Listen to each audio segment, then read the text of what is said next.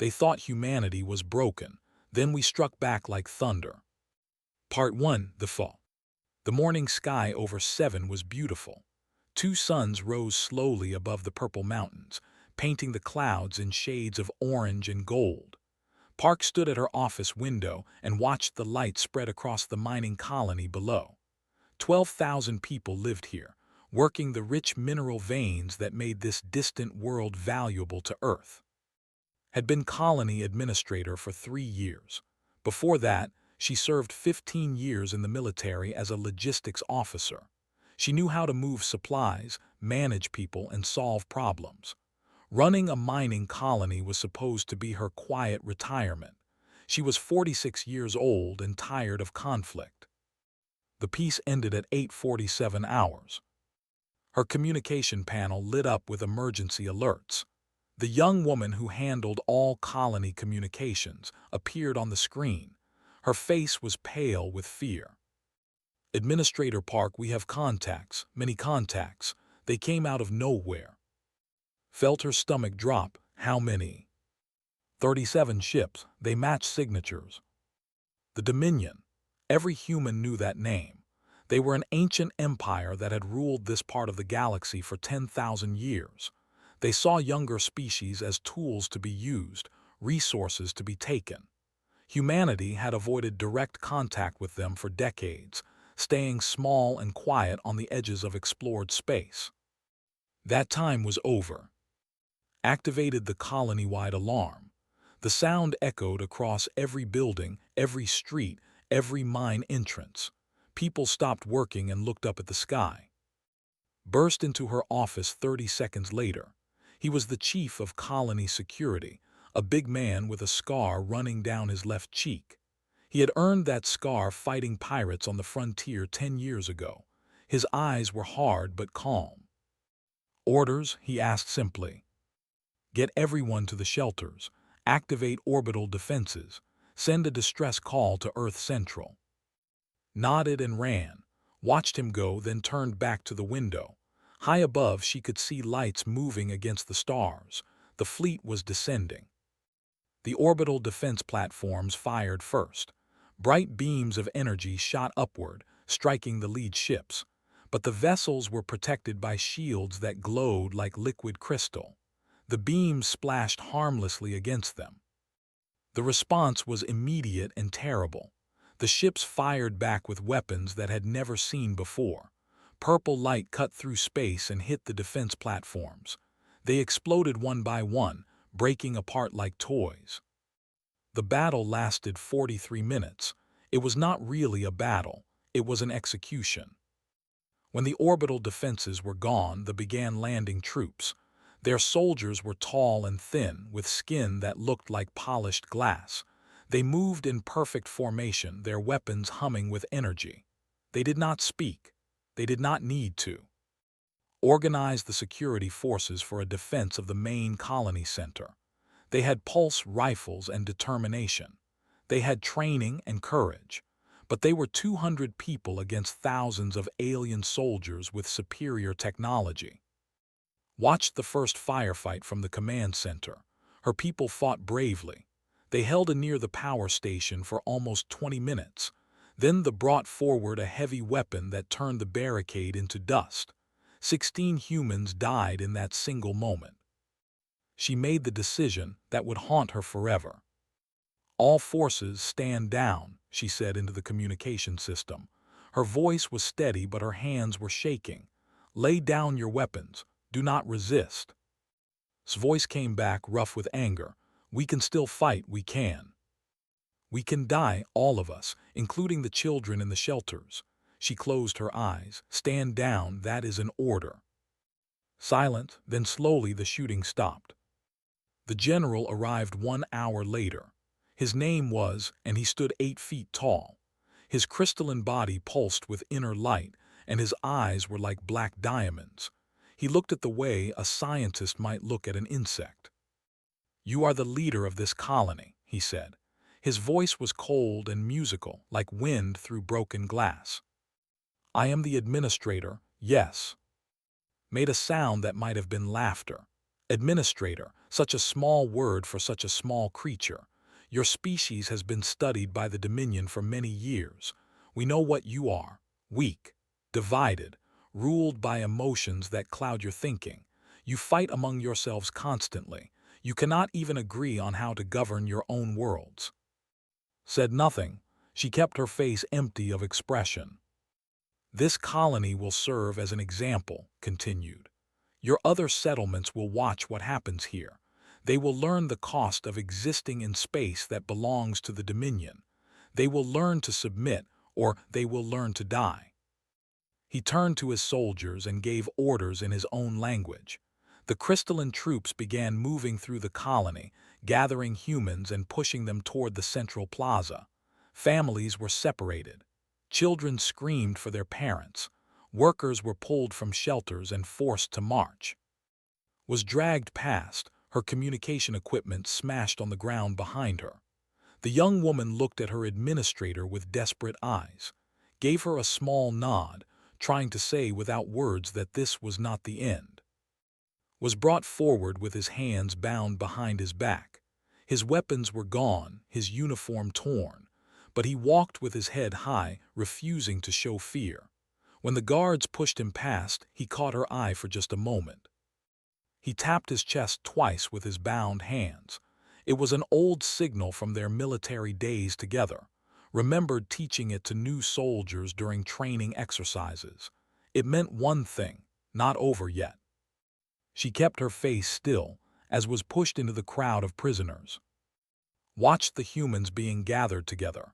He seemed pleased by what he saw: crying mothers, frightened children, defeated men. This was what he expected from humanity. This was what the Dominion's researchers had told him he would find. Broken, he said quietly, more to himself than to anyone else. Already broken. Heard him. She filed the word away in her memory. The prisoners were marched to a hastily constructed holding area near the mines. They worked quickly, setting up energy barriers and guard towers. Within hours, 12,000 humans were trapped behind walls of humming light. Night fell on 7. The two suns sank below the mountains and darkness covered the conquered colony. In the holding area, humans huddled together for warmth and comfort. Some wept, some prayed, some simply stared at nothing. Sat alone near the eastern barrier.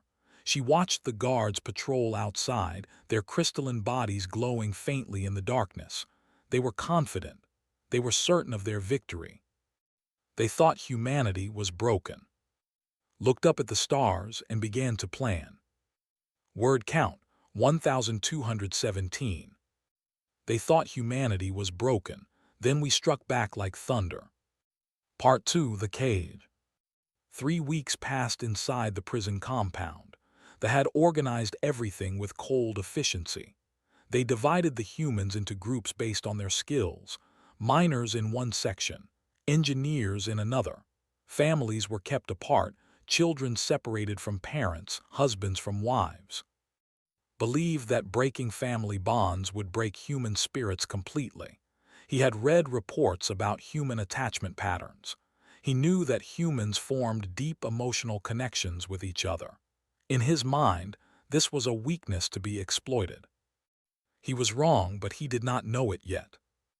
Moved through the compound every day, speaking quietly with people from every section. She learned who was strong and who was struggling. She found the ones who still had fire in their eyes, the ones who had not given up. She memorized their names and their faces. Was one of the first she found.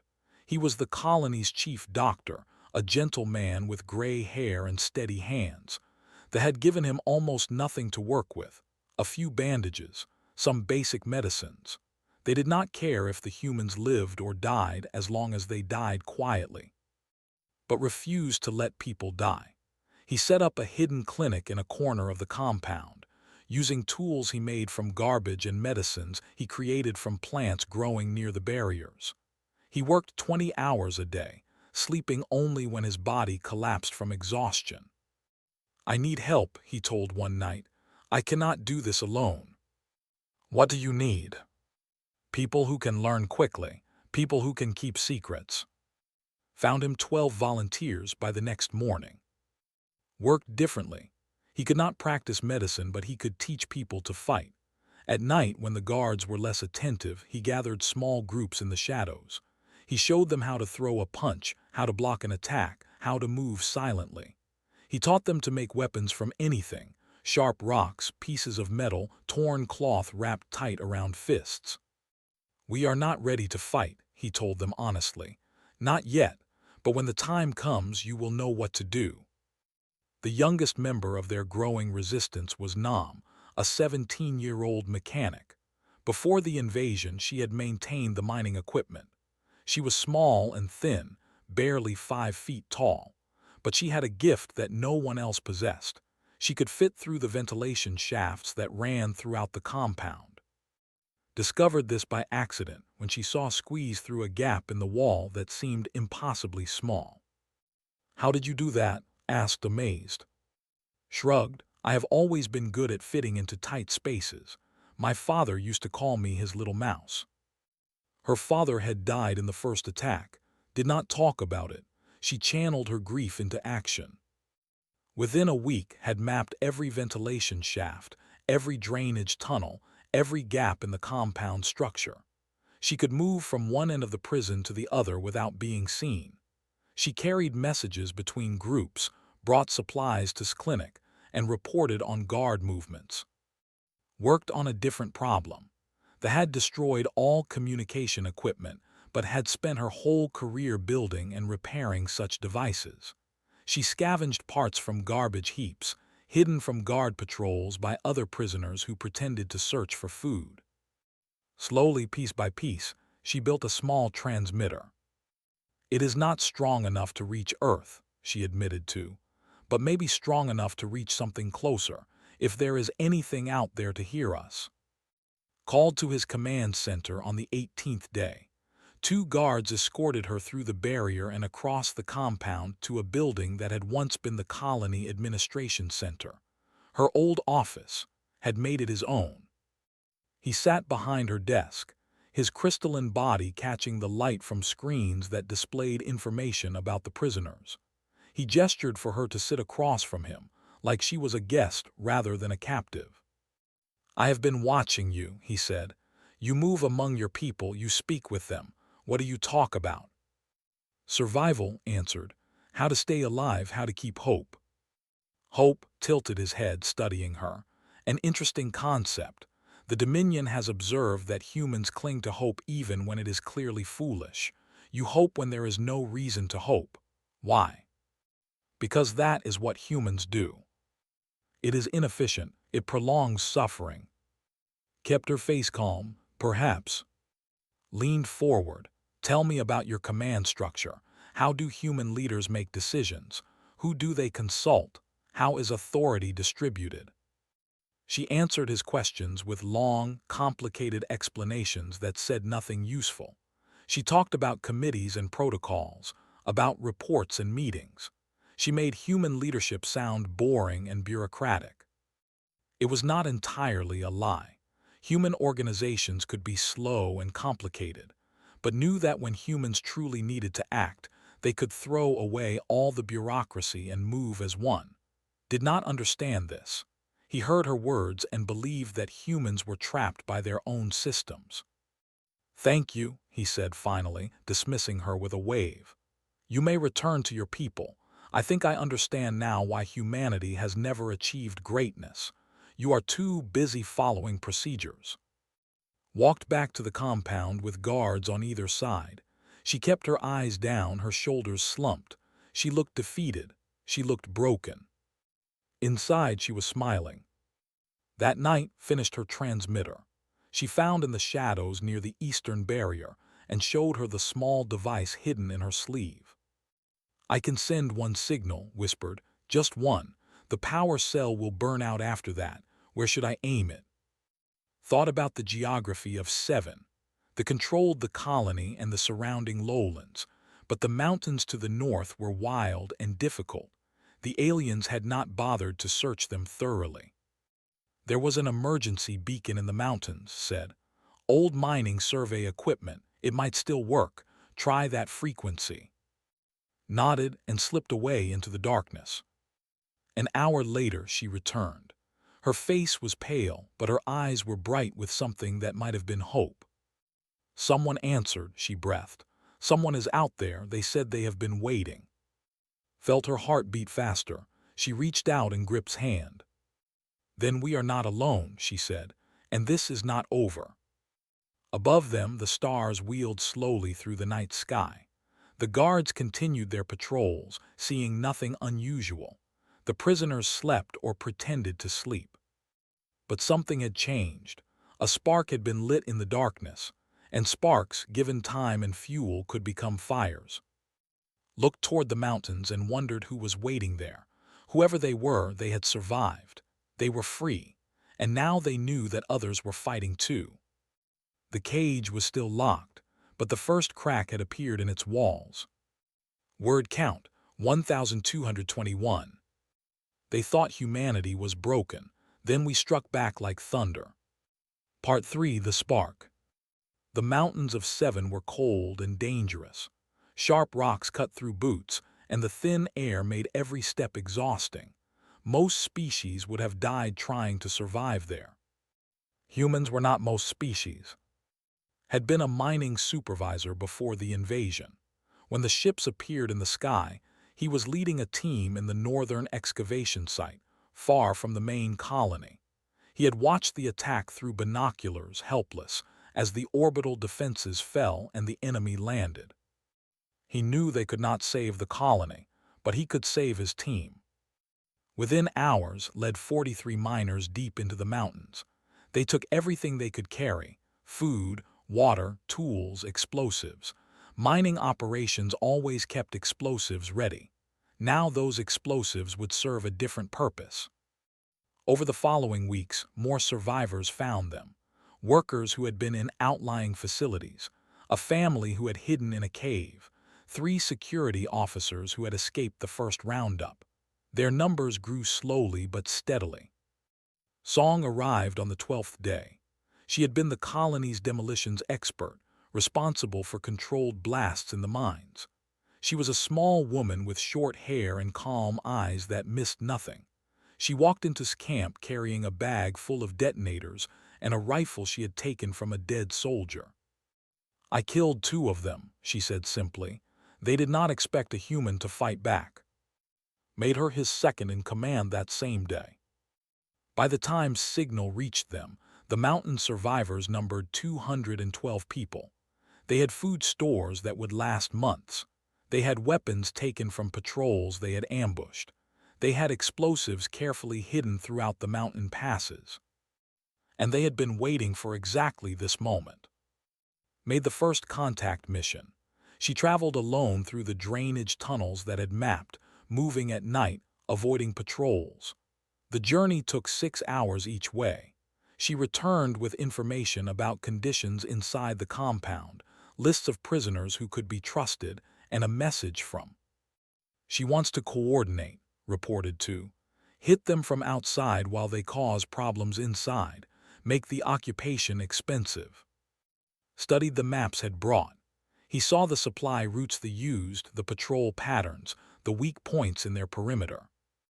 "We start small," he decided. "Make them nervous before we make them bleed."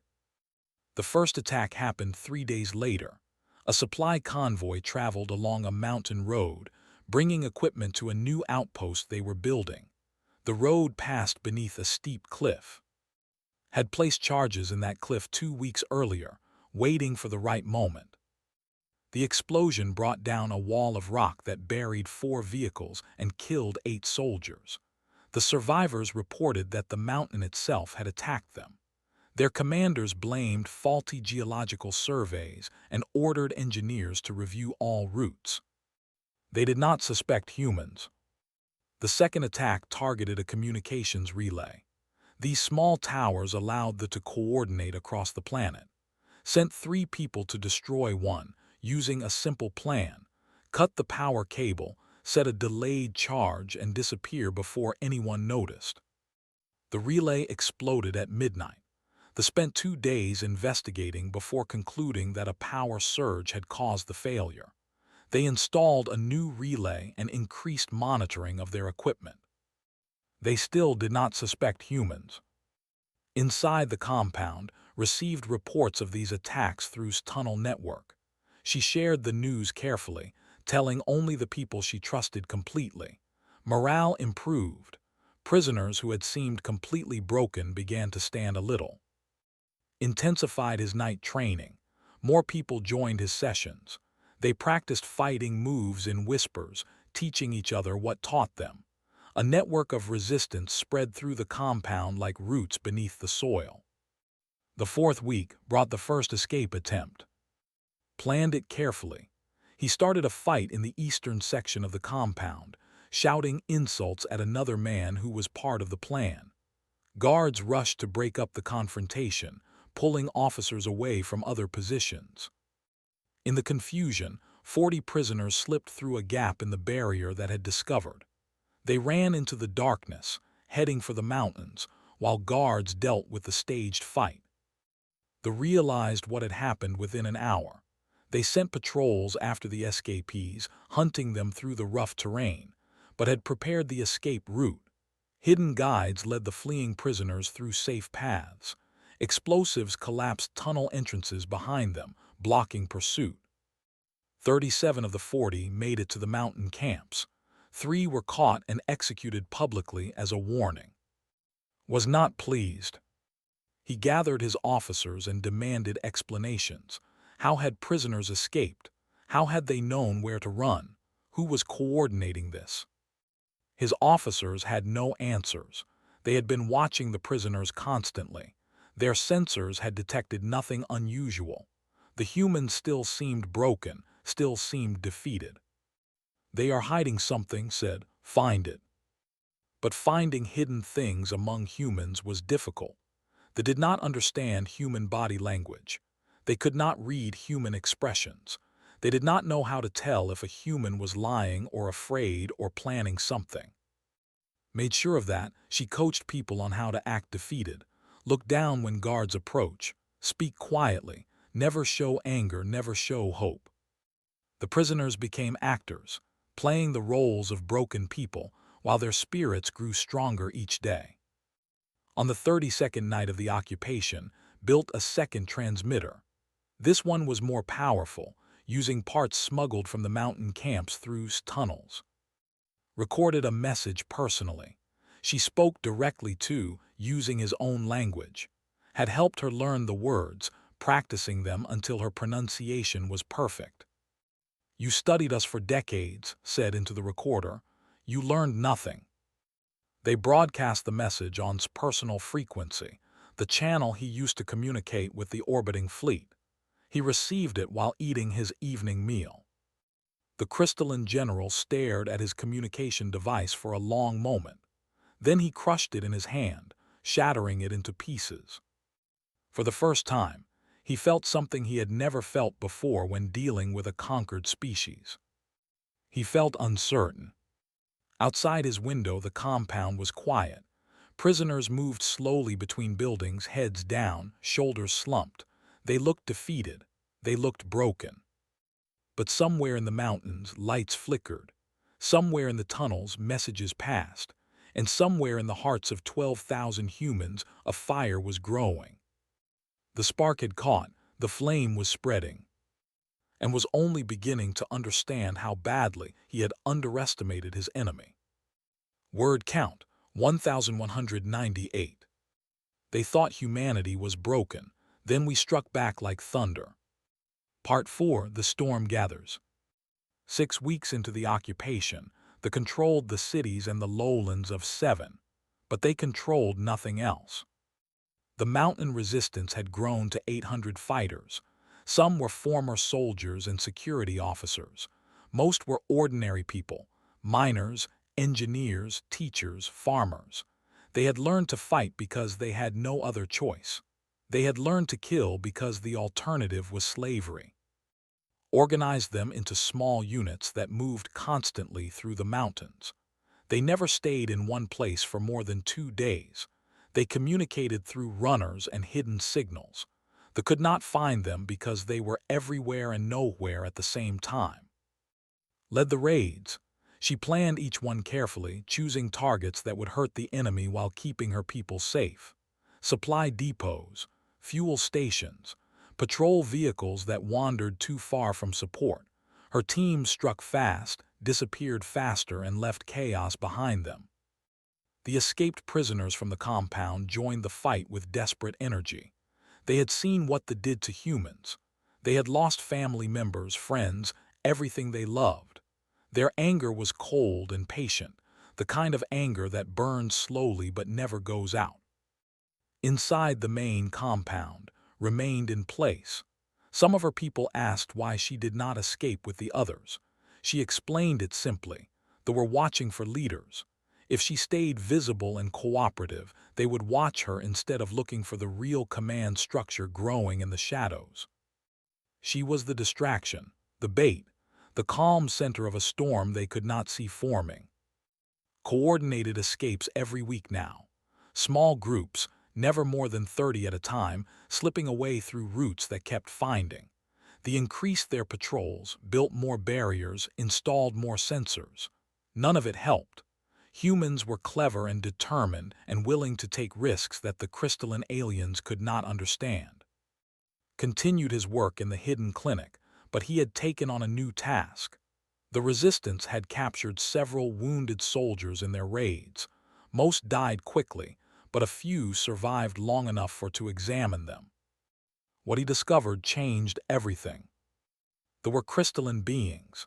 Their bodies were made of living mineral structures that grew and changed like organic tissue. These crystals were strong and beautiful, but they had a weakness. Sound, specific frequencies of sound. Found that certain vibrations could cause the crystals to resonate. At low levels, this caused discomfort. At higher levels, it caused pain. At the right frequency and intensity, the crystals would crack and shatter. He shared this discovery with through the tunnel network. She read his report 3 times before she believed it. Human voices, she said to that night. Human voices can reach the frequencies he describes. We can hurt them with sound. His face showed something that might have been a smile. How do we test it? They tested it carefully, carried a small recording device to a point near a guard post. The recording played a human voice holding a specific note, tuned to the frequency had calculated. The guard stumbled. His crystalline hand reached up to his chest, and he fell to one knee. He did not die, but he was clearly in pain. Disappeared into the tunnels before backup arrived. Now the resistance had a weapon they could not defend against. Began planning attacks that combined explosives with sonic devices. Worked on broadcasting equipment that could project the harmful frequencies across large areas. Sensed that something had changed. His soldiers reported feeling uncomfortable in certain areas. Some complained of unexplained pain. Equipment malfunctioned for no clear reason. He called for reinforcements from the Dominion High Command. His message was clear. The humans on 7 were not broken. They were fighting back, and they were getting stronger. The response disappointed him. The High Command did not take his concerns seriously. 7 was a minor colony on a minor world. The idea that primitive humans could threaten Dominion forces was ridiculous. They told him to handle the situation himself and stop wasting their time. Read their response and felt something cold settle in his chest. He knew what he was facing, even if his superiors did not. He increased security around the compound. He ordered continuous patrols throughout the mountains. He demanded that every captured human be interrogated thoroughly. It was not enough. The night of the 42nd day led her biggest raid yet. 300 fighters attacked a weapons depot outside the main settlement. The guards were overwhelmed in minutes. The resistance captured energy rifles, explosives, communication equipment, and 2 working vehicles. For the first time, humans had weapons. Received the news at dawn. She stood at the barrier of the compound and looked toward the mountains. She could see smoke rising from the captured depot.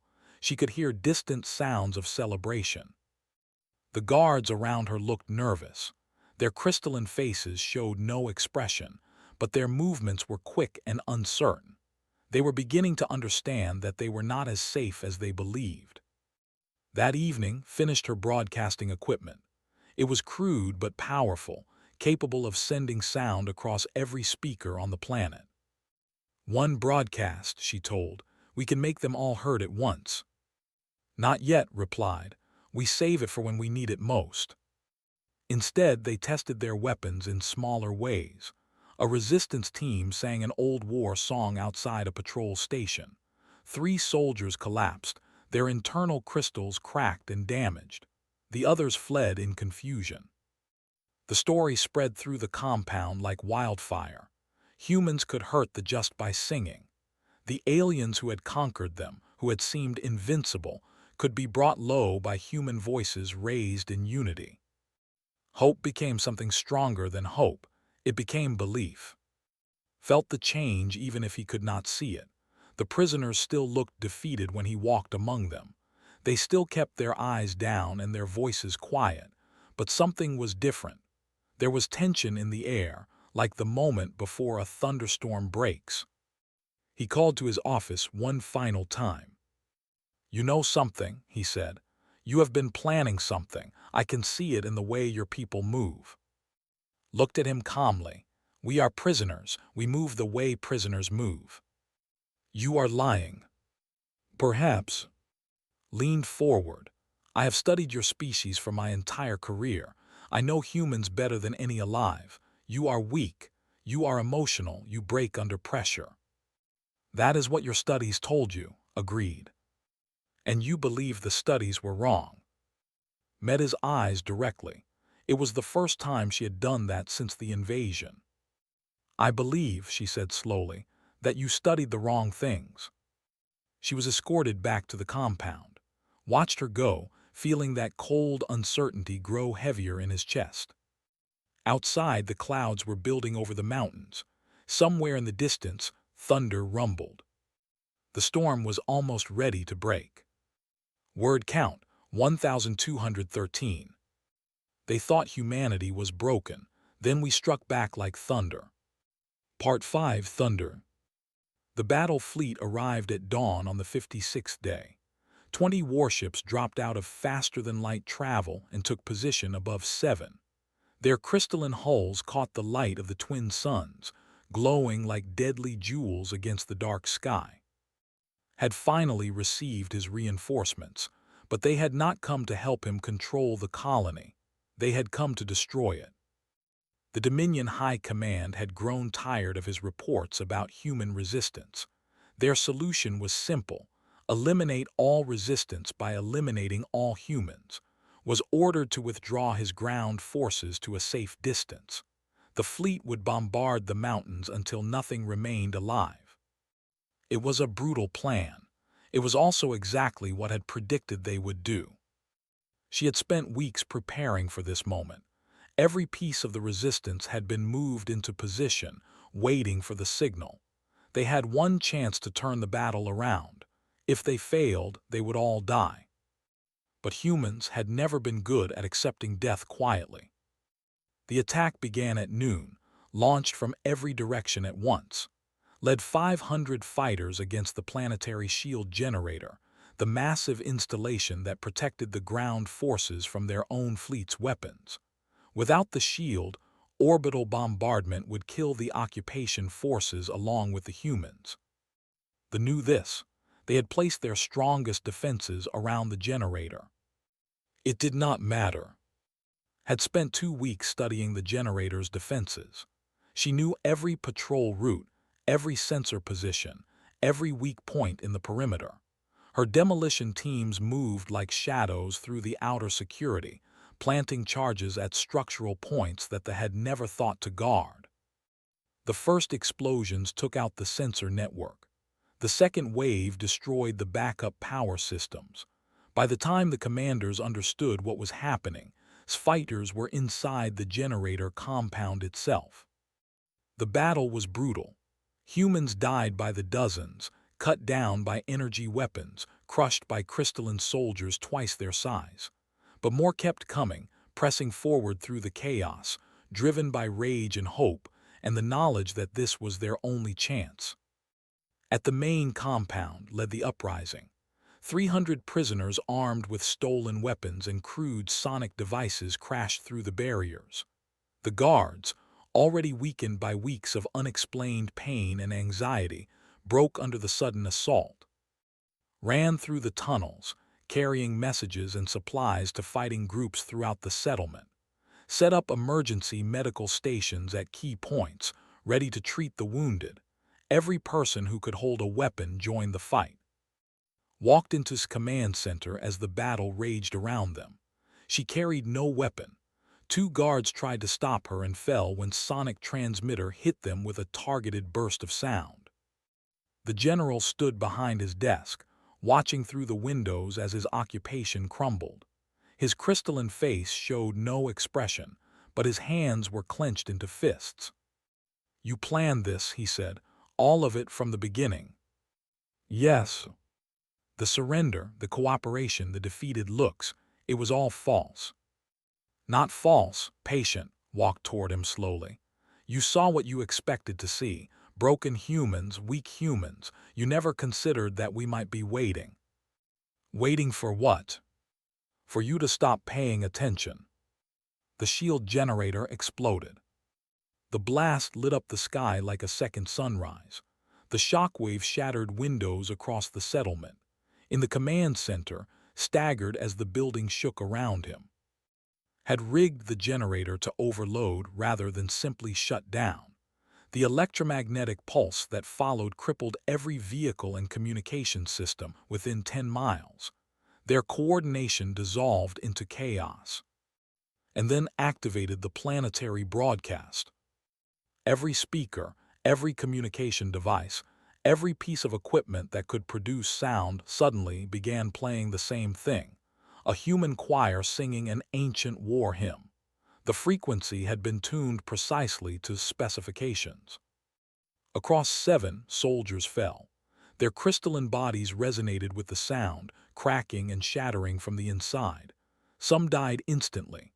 Others writhed in agony, trying to flee from a weapon they could not see or fight. Screamed as the sound hit him. He dropped to his knees, his diamond eyes flickering with pain. Cracks appeared in his hands, spreading up his arms like fractures in glass. Watched him suffer. Part of her wanted to feel satisfaction, but mostly she felt tired. So many people had died to reach this moment. So many more would die before it was over. "You said we were broken," she told him. "You said our emotions made us weak, but our emotions are why we fight. We love our families, we love our homes, we love our freedom. And when those things are threatened, we become something you never expected." Arrived with a squad of fighters, he saw on his knees and raised his weapon. "Wait," said. She knelt in front of the general, meeting his cracked eyes. "I want you to live," she said. "I want you to go back to your dominion and tell them what happened here. Tell them that humans are not broken. Tell them we will never be broken. And tell them that if they ever threaten our people again, they will face the same thing you face today." She stood and nodded too. The fighters moved forward and bound the general's arms. Outside, the battle was ending. The fleet, unable to contact their ground forces and unwilling to risk killing their own general, to a safe distance. Without shields, without coordination, the remaining soldiers surrendered or fled. 7 was free. The cost had been terrible. 400 humans had died in the final battle. Hundreds more were wounded. Buildings burned throughout the settlement. Bodies lay in the streets. But they had won. Stood in the ruins of his command center as the sun began to set. Joined her, his uniform torn and bloody, exhaustion carved into every line of his face. "They will come back," he said. "The Dominion does not forgive." "I know. We cannot fight a full fleet, not with what we have. We will not have to fight alone," pointed at the communication console still flickering with power.